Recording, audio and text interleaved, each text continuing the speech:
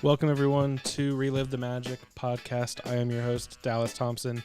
Today, I'm joined by Alex Storis, one of our co-hosts, and we will be talking several things in the world of streaming, movies, theme parks, Marvel, some really recent breaking news from today regarding Black Panther.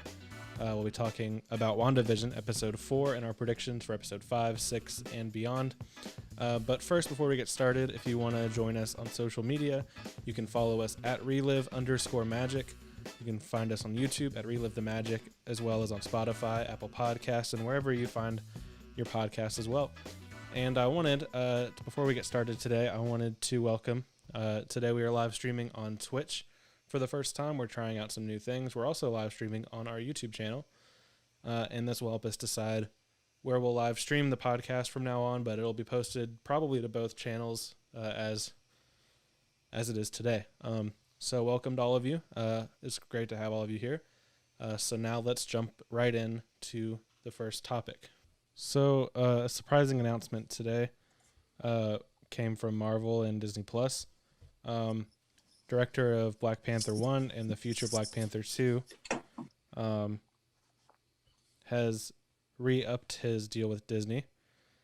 He has a 5-year deal now, apparently, with Disney TV.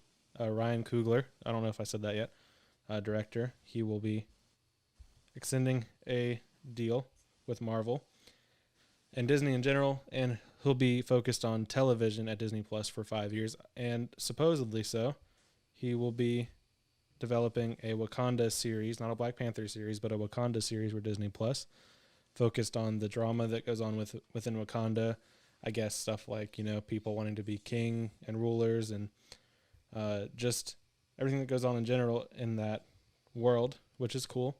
But that's interesting because my first thought is that they recently announced that's what Black Panther 2 would be about. So if his next 5 years are focused on TV, does that mean Black Panther 2 might not be happening? They might be just making it the Disney Plus series because they have all this drama going on, or not the drama, but the star of T'Challa passed away earlier last year, and they have to figure out how to redo or retool Black Panther 2 without him. And they've said they're not going to recast, and they said they're not going to recreate him. They've said they're going to do exactly what this says, which is explore Wakanda and all that stuff.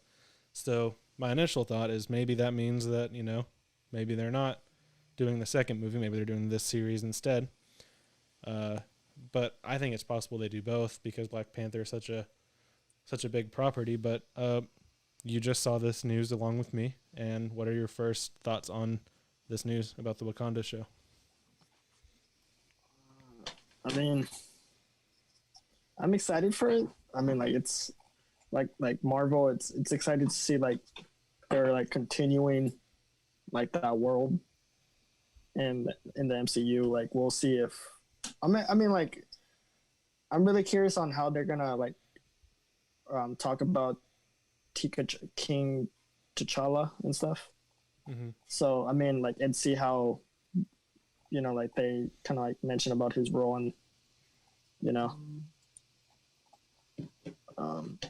I can't say much, but I know Chadwick Boseman was a really great actor for that role. Yeah, and this also says he's not just developing this series, but several other ones as well over the 5 years with Marvel specifically, which is great. He's a great director. Black Panther was universally loved, and if he does Black Panther 2, I'm sure that will be as well, but if not, this series looks like it'll be awesome, so I look forward to seeing what comes of that. All right, so our first topic today is relating to Disney Plus and Disney movies, and we'll talk more about Disney Plus stuff a little bit later. But for a while, we've known about a Monsters, Inc. sequel series coming to Disney Plus. They announced it back, I think, when they announced Disney Plus in general. They announced that they would be making a sequel to Monsters, Inc. in the form of a weekly show, Monsters at Work, which will probably be about a 30-minute show. It'll bring back the original cast of Billy Crystal and all the others. But it was supposed to debut last year, And here we are, and it hasn't debuted quite yet. So a lot of people have been wondering if the show has been canceled or if they're even, like, how far they are on the show itself. But this last week, one of the stars came out and was asked about it, and they said they've already been recording the voice acting for it, which means they're in production on it, and we should hopefully see it. Hopefully, maybe this year, maybe next year, but I think definitely next year we'll see it. For me, I've been very excited for this show because I'm a fan of both Monsters, Inc. movies so far, and we've never really seen anything that's gone beyond what the original has. We have the Monsters, Inc. Laugh Floor attraction in Florida, which is technically a continuation from the film series, but supposedly this takes place within that timeline as well. So they're more focused on laughs, which means it should be a comedy series. But yeah, the whole voice cast is coming back. We'll get it within the next year or two. Alex, have you read anything about this, or what do you think overall of the Monsters, Inc. movies? I mean, when I found out, when I heard it was getting announced, like it was coming, and then it got delayed, pushed back, and now it's going to be released pretty soon. Or like when they say it was going to release? Well, it was supposed to be last year, but it'll be in the next year or two. Sometime, like whenever, like, even though I know it's currently in development, but I mean, like, you know, like we've seen, you know, Monsters, Inc. We've seen the prequel on how, you know, Mike Wazowski and Sully met and stuff. Mm-hmm. Now it's like, I mean, it could be pretty cool to bring back, you know, these two iconic characters, like John Goodman reprising his role and stuff. Yeah. So it's like, and it'll be nice to see them again. Yeah, and it's Billy Crystal and you know, and the entire cast. So I'm kind of really always look forward what they bring with these new sequels. It's been several years since Monsters University came out. That one still feels pretty recent, but it's been a while now, so it'll be good to just see more content from that universe, and I think that movie's underrated, to be honest.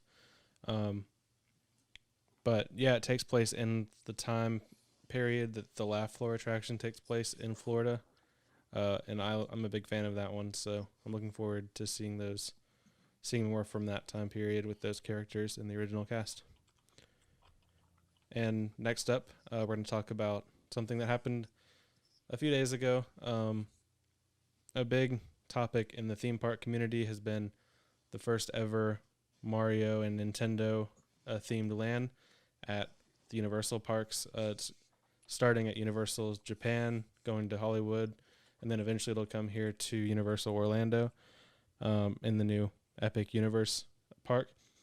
But the land has been having some previews lately, some soft openings, and so that means a lot of people have been in there. And then in the last few days, the Mario Kart attraction, which is the big e-ticket attraction for the land, the people finally got to ride that, and some video leaked from it. They've been asking people not to really post anything from the land, but they have, and we have seen a little bit. I'll put here on the screen a look at it so you can see as we're talking. If you don't want to see it, then don't look. But you can see that it's a mix of screens, it's a mix of augmented reality, it's a mix of a lot of things, and it's an interactive ride, which is really cool. So first of all, before we go much further, what are your thoughts on the leaked footage, and just where are your expectations at for the new Mario Land in general? For me in general, like when it comes to like photos and videos, like it doesn't do justice for the ride. I mean, because like I'm a person that you have to experience an attraction before judging it like fully from besides just seeing photos and videos. I mean, I'm excited. I'm looking forward to see it to come in Hollywood. Like, and I know like Hollywood's like right now they're making a lot of construction progress. Yeah. Like the building's already about to be enclosed and stuff, and like looks like I think details are coming out a little bit. And yeah, I'm really excited to see, and for the land itself, like, you know, I'm excited to see like a new immersive land, especially Nintendo is such a big, you know, property where it's able enough to compete with probably like other theme parks and with Disney too. Yeah. Um, the footage really was just the last few seconds of the ride. It doesn't really give an overall look at the ride, which is good. We have yet to see more leak. Just this video pretty much has leaked. And but I think it looks really cool. People are complaining it's a screen ride, but from people that have actually ridden it, they've said it's a lot of physical props, and you wear these glasses basically to add effects, such as if you're on the ride in Mario Kart, you'll throw like the turtle shells at people. That's basically what it's for. It's not for the real props or animatronics. So it's a mix, and it's not really just a screen ride. I'm sure there are portions of it that are screens, but it's not an all screen ride, which some people are complaining about just from that video. But again, that video only shows a little bit. And as I'm sure as we get closer to them opening and as they open, we'll see full videos and we'll talk about it more. So I'm looking forward to seeing that here in Orlando and probably several years from now for us. But it looks like you guys will be getting it a lot sooner. So I look forward to seeing it in the U.S. and seeing more pictures and videos from Japan. Same here. And kind of not really relating to Universal at all, actually competing with Universal in some ways. Universal launched their streaming service Peacock last year. You got Disney Plus, Netflix, you got all these things. You got Discovery Plus, just random streaming services all over the place. And for a while there's been this one CBS All Access, which is rebranding to Paramount Plus, which I think makes more sense anyway for a name for that streaming service. But one of the big things coming with Paramount Plus is a lot of the Nickelodeon content. So like old TV shows like iCarly, Victorious, SpongeBob, the Fairly Odd Parents coming there. But when they make the name change to Paramount Plus, which will be on March 5th, they will release the Spongebob movie, the third one, that has been released in literally every other country other than the U.S. like a year ago. But they decided to save it for here for when Paramount Plus launches. I actually watched the SpongeBob movie the other day, and I'll talk about that pretty soon in a separate video. But when Paramount Plus launches, not only are we getting that movie, but they also announced at the same time they will release the first 6 episodes of the new SpongeBob TV series, which is based off of that movie, Camp Coral, where it is when they were children. And I don't know if you saw, but a few weeks ago, during the Nickelodeon football game that they had on TV, they showed a sneak peek at that show. And I'll be honest, it kind of looked horrible to me. Did you see that at all, or no? No, and I'm probably glad I didn't see it. Yeah, the movie, the movies are different animation style, as I'm sure you've seen. But I think it works for that movie, and it looks really nice in the movie. But then you go to Camp Coral, and it looks like PS2 graphics, and it looks like it's obviously had much less of a budget, but they're going for the same style. And so I couldn't handle to watch the preview. Maybe the show will be better. Maybe they weren't done rendering it yet or something. But when Paramount Plus launches on March 5th, I'll probably watch it. I thought the SpongeBob movie, real quick, I thought the new one, I thought it was good. I thought it was pretty funny, but I didn't think it lived up to the original. The original one is probably always going to reign supreme. Man, the first one. You always gotta love Goofy Goober. In terms of everything, that movie is far superior, I would say. Story-wise, it's better. But then you got second, I would say, was the new one. I think it's Sponge on the Run is the name. And then third is the one where there were superheroes. I kind of thought that one was a little bit bad. But so the movie I thought was good. The series looks kind of garbage to me. But yeah, Paramount Plus officially launches March 5th. That's what they announced, and they announced those two things. So I guess we both said we won't really be looking forward to the show. But I definitely recommend checking out the movie if you're at all a SpongeBob fan. Just don't expect it to be better than the original. I'll check it out. There's some interesting cameos in it. When they remove. You've got like Snoop Dogg in that movie, and Keanu Reeves is in that movie. It's very interesting, but yeah, in true SpongeBob fashion, I would say to check it out whenever you get a chance, which will be March 5th if you live in the U.S. And speaking of streaming services and shows and all that stuff, coming up in the next couple of years, today, Netflix announced a new series based on Sonic the Hedgehog. Last year we got the first Sonic animated movie. It did really well financially, and I thought it was a pretty good movie. To my surprise, I kind of thought it looked like it was going to be pretty bad as well. But I thought it was fun, and I thought the story was fun, and the humor landed with me. And so I'm looking forward to seeing more Sonic. They had announced recently a Sonic the Hedgehog 2 would be going into production in a few weeks from now. And then today Netflix announces a 24 episode series. I'm not sure if it's the same cast or not, but I think it's the same creative team as the films. So Sonic Prime will be the name of it, and it will be on Netflix in 2022. Did you ever see the Sonic movie last year? I had. I thought it was a decent film. Jim Carrey's performance as like the villain. I don't remember his name. The villain, the antagonist. Yeah, Robotnik he was or something. Great. Yeah. No, yeah, he was great. Honestly, he was funny. Yeah, like Jim, like Jim Carrey, like he never fails as an actor. He always does his best, and in any role he plays. Yeah, I don't know if he'll be back in the second movie or in the series, but hopefully so, because he was one of the most enjoyable parts of the movie, to me at least. Dr. Eggman, that's what his name. Sorry, okay. Dr. Eggman. Yeah. But yeah, the series will be coming in 2022, so I guess that means they'll be starting it soon. And it also doesn't really say in the articles that I read if it'll be a 3D series like the movie, or if it'll just be like the old Sonic animated series. And I don't think it says whether it'll be the same cast, but same people in charge. So hopefully it's at least halfway as decent as the movie was. But if not, we have the second movie to look forward to also next year. So the two will probably tie together, I would imagine, if they're coming out in the same year and by the same people. And that'll be on Netflix. So once that comes out, we'll definitely talk more about it.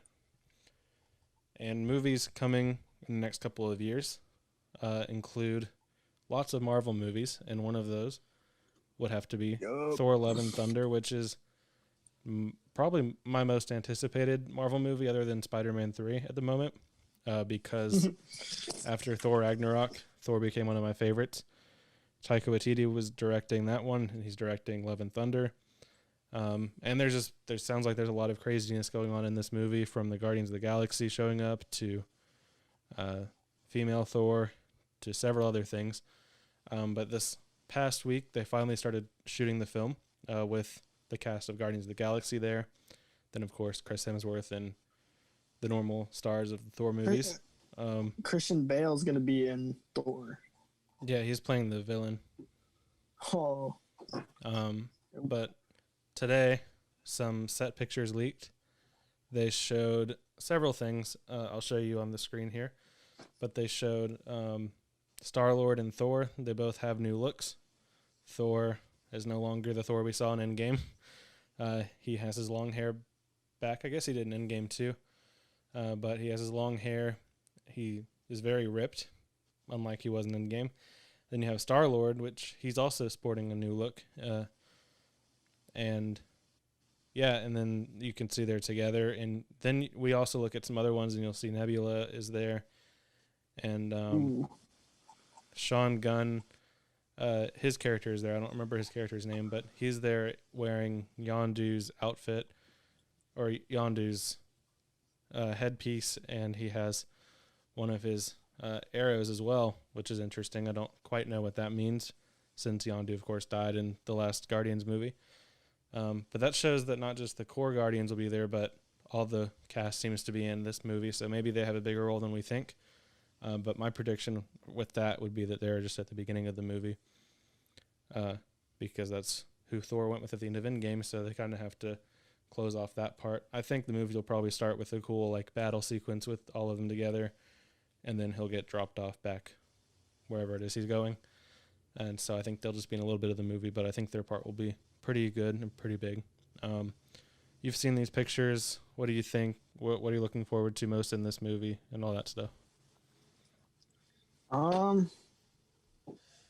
mean, to be honest, I didn't see any of the leaked pictures, even though you tried leaking to me. But I mean, like it's always a surprise, you know. Like Marvel always finds its ways just to throw out some big surprising elements, like for you, and like want to like, and also like just, you know, like we're finally in the phase 4, like which introduced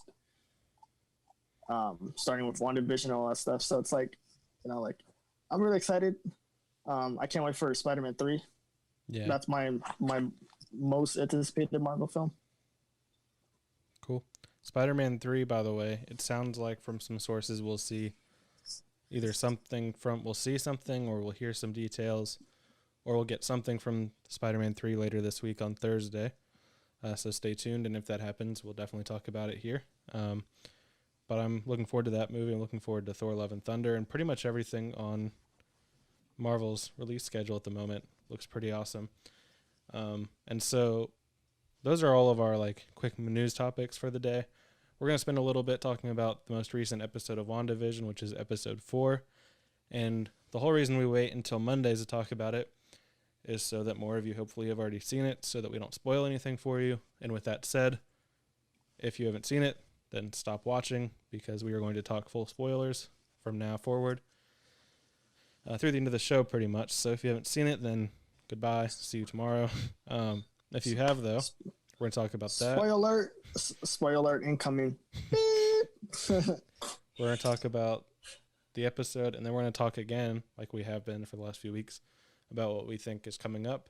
But before we start, I want to mention that this last weekend there was a leak from episode 5 and 6. It looked like it was the episode 7 recap that they show in the beginning of the episodes. But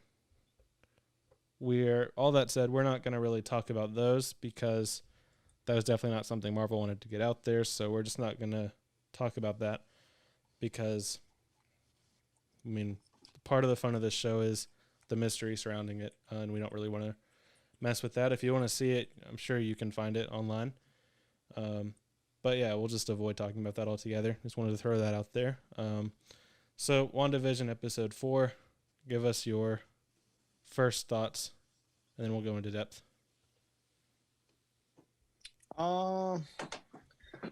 Honestly, this was a really good episode. Really good. Like, we're finally diving into, like, now we kind of like know that the organization Sword, like, is kind of like monitoring that TV series, or that reality that Wanda and Vision are in and stuff. So it was cool. Like, we're kind of like finally seeking answers and stuff, like, and what's next for Wanda. Yeah, so this first episode was our first real MCU episode. We've had 3 that are sitcoms. This is the 4th one. And this one really didn't move us forward any. Like, we ended at the same exact place as episode 3 ended, but we just had more answers about what the heck is going on, which is good, because a lot of people have been asking, and a lot of the questions they asked each other in the show, like the characters, it's exactly what people have been asking online. So it shows Marvel knows what they're doing, so don't worry. We'll all know what's going on by the end. But this was basically episodes 1 through 3 all over again, but from the outside perspective. And I thought some people had suggested maybe they should release this episode first to hook the people that are fans of Marvel, but I don't think that it would have been as impactful had we not seen the sitcoms first. This episode to me was definitely the best one thus far, but I've liked all 4 of them so far. There were two parts that most people liked a lot: the intro to the episode and then the ending to the episode. But in general, I thought the best part of the episode was the Darcy character from Thor: The Dark World and the Jimmy Woo character played by Randall Park from Ant-Man and the Wasp. They were both great characters, but then together they were pretty good as well. But yeah, we can start with the beginning of the episode, which picks up right as, I guess, Hulk undid the snap in Endgame, which we haven't really seen much of the repercussions of that because, again, this is our first MCU thing since then. We had Spider-Man, but they really just showed it at the beginning as a joke. And this was our first look at how does it affect everyday citizens that had no clue what was going on. Like the only people that knew what was happening when the snap happened was the Avengers and Thanos. So we're starting to see how it affects the rest of the world, including those who just snapped back. So I thought that scene was really well done, really well put together and produced. And it was kind of surprising to see it there because that's not the type of thing you normally would open episode 4 of a series that's somewhat unrelated. That's not how you normally do that, but I liked it. I thought it was very different. And then, we got the Marvel logo, and then we go into the character of Monica Rambeau talking to the people at Sword, I guess it is now, about what has happened. And she basically gets sent off to right outside of Westview. But first, what did you think of that intro? Did you think it was a good intro and all of that stuff? It's great. Like I said, we're finally kind of going deep and diving on how the blip, Thanos snap, and of course Tony snap when Avengers snap back. When everybody comes back, it's all it's been taking all this 3 to 5 year range. It's 5 years later and all that stuff, and it's people are aging, people are lots have changed. Things have changed, and now it's kind of getting back on their feet again. Yeah. So I mean, I'm really excited to I know there's going to be more seeking truth, more on how how everyone was,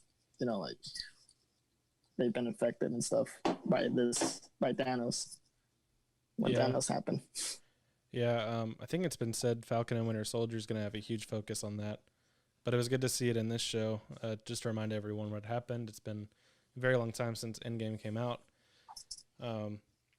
But this episode, I think one of the best things this episode did was remind us how interconnected the MCU really is. You have, in this episode, you get 3 side characters from other movies. You have Captain Monica Rambeau from Captain Marvel. She was just a little girl in that movie.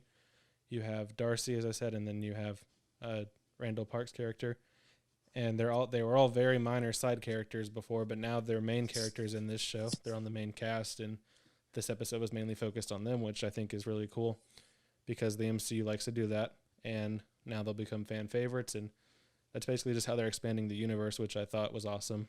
In this episode, again, from the smallest details, Randall Park's agent character, when he introduced himself, he did his magic trick that he was practicing in Ant-Man and the Wasp. You had small details like that to the bigger details like the blip. It just shows how mapped out all this stuff is and how connected it all is. What were you going to say? Oh no, just the MCU is getting bigger.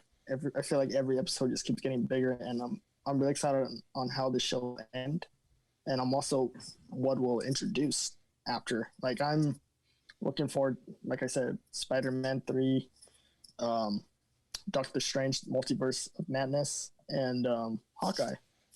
I'm really excited really excited to see that later on this year. Yeah, me too. That TV series. Hawkeye specifically. Mm-hmm. Yeah, that one will be good. But yeah, this one throughout it shows the connectivity of the films to how they'll be connected to the TV series, which is great because we haven't ever seen that yet. Obviously, this is the first Disney Plus series they're doing. But throughout the episode, you get random questions answered. You see the beekeeper that came in the one episode. You see the helicopter that came in the first episode, I believe, the second episode. And then you see more of the ending of episode 3 where she kicks Geraldine out of the bubble basically, and she says it's all Wanda. Wanda's doing all of this.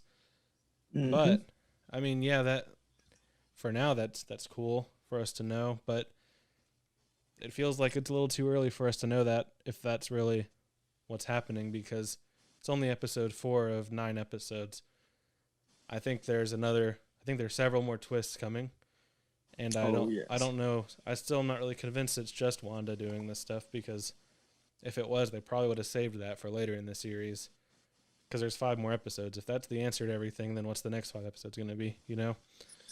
Yeah. But do you think it's just her? Do you still, I think before you said you think it's someone else doing it to her.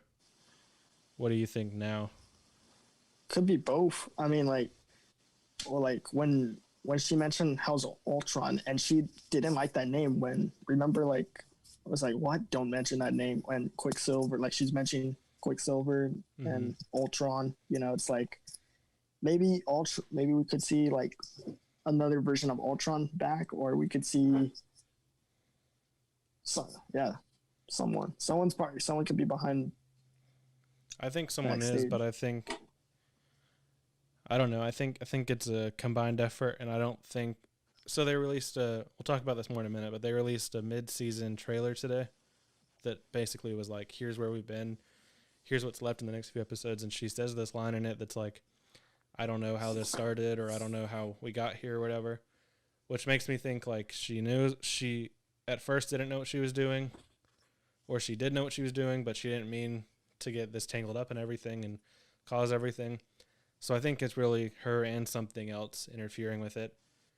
But I think she's definitely responsible, and I still think it's going to end with her becoming the antagonist. I don't think it'll end with a happy ending, because I also think it'll be a cliffhanger ending, considering it leads into other movies and spin-offs and stuff like that. Who do you think, cameo-wise, we could see in the next few episodes?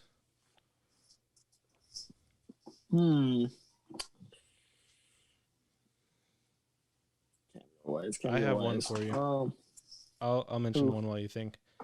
So everyone's kind of said, well, I'm sure Doctor Strange will show up, or I'm sure Ultron or Quicksilver will show up, and I'm sure one of them will. But there's one that people really haven't talked about that much. And if you think back to the movies, you see in Age of Ultron, the person that like motivates her and gets her to become an Avenger, and then in Infinity War or in Endgame, the person she talks to after at the funeral, they're both Hawkeye. And so he's always been able to like calm her down and talk sense into her. So with his series coming up, and just with that fact, I think there's a high chance that Hawkeye could show up maybe in this show. And with his daughter Kate, with introducing the new series. Yeah, I mean, they haven't said that this show is connected to Hawkeye, but it's very possible it could be. So, do you have any? Clint, well, aka Hawkeye, always has like a connection with Wanda. You know, like ever since Civil War. You know, I'm trying to think about another character who was probably like connected with Wanda. Well, you always have to like know the connections, kind of like look back in the past films.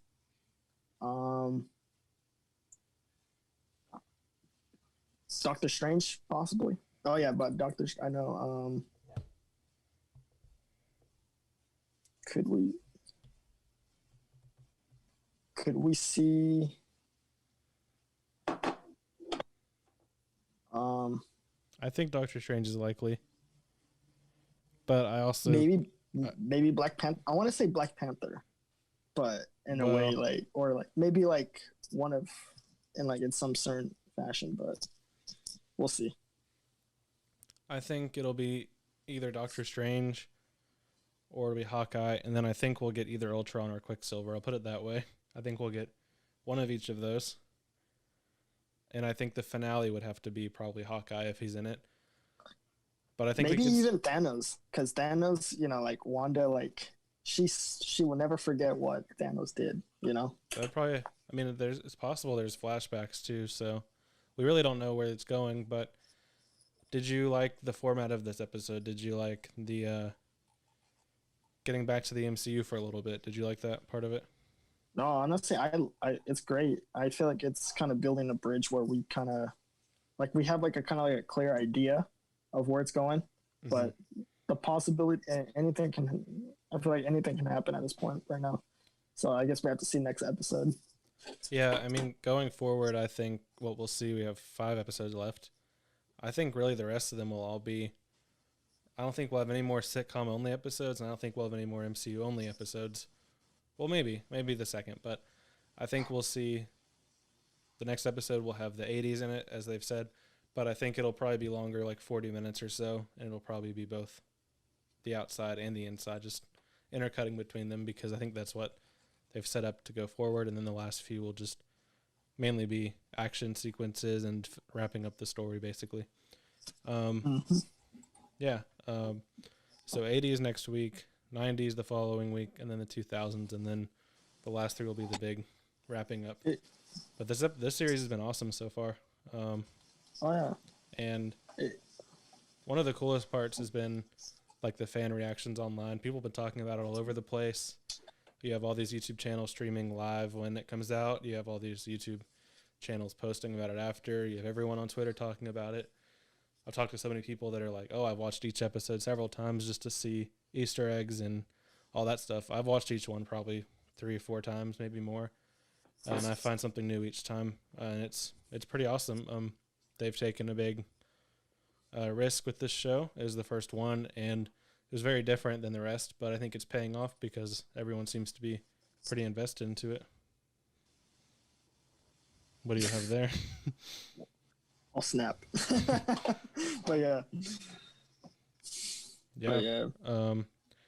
So next week, I think I'm not sure what we'll see next week. I think when it left off, we saw Vision. If you really pay attention, Vision, he's very concerned, you can tell, and then as he's smiling, even he goes back and forth between like a concerned face and a smile.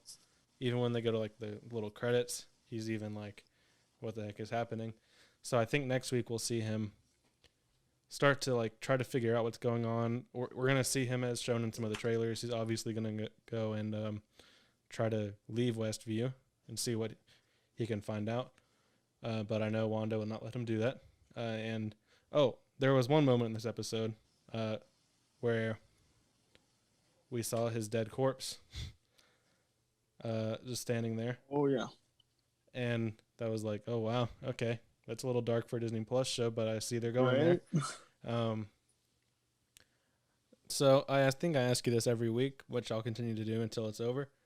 Do you think he's dead? Do you think he's alive? Let's see.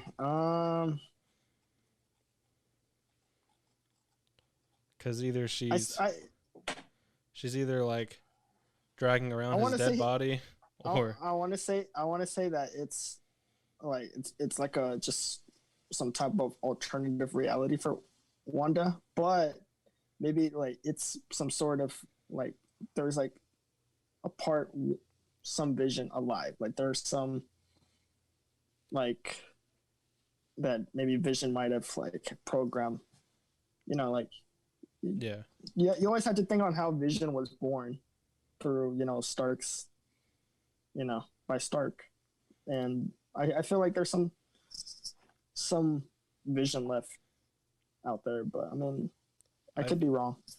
To me it's either she's dragging around a dead corpse with her all the time, or he's not there, it's just in her head, which I think that's probably the likely scenario considering it's Disney. But again, they have been surprising us a little bit, so we'll find out. I think we'll find out sooner than we think, like in the next few episodes maybe, but we'll definitely find out in the next 5 episodes because that's all that's left.